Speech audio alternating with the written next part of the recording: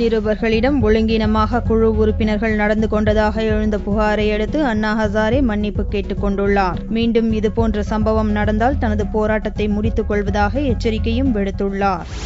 பிரதமர் மற்றும் மத்திய அமைச்சர்கள் மீதான ஊழல் புகார் குறித்து விசாரிக்க சிறப்பு புலனாய்வு குழு அமைக்க வேண்டும், வலுவான லோக்பால் மசோதாவை கொண்டுவர வேண்டும் என கோரி கடந்த 25ஆம் தேதி முதல் அண்ணா ஹசாரே குழுவினர் காலவரையற்ற உண்ணாவிரத போராட்டம் நடத்தி வருகின்றனர். கடந்த ஞாயிறன்று ஹசாரேவும் உண்ணாவிரதத்தில் இணைந்தார். ஹசாரே உண்ணாவிரதம் இருக்கும் முன் நூற்றுக்கணக்கிலேயே ஆதரவாளர்கள் வந்ததை சுட்டிக்காட்டி நிருபர்கள் செய்தி வெளியிட்டனர். இதையடுத்து வன்முறையை தூண்டும் விதத்தில் வக்கீல் சாந்தி பூஷன் உள்ளிட்ட ஹசாரே குழுவினர் பேசினர்.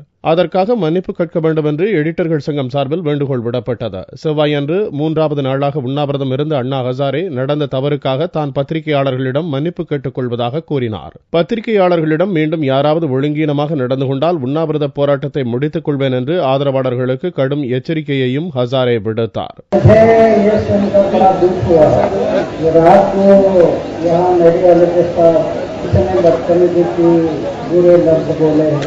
मुझे बड़ा दुख हुआ।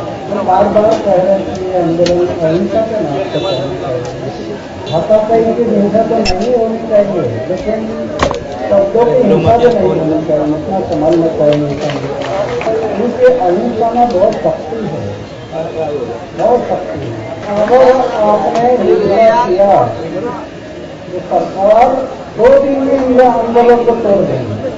आगे को पैसे बचाने के लिए तो मेरा आंदोलन नहीं करना चाहिए।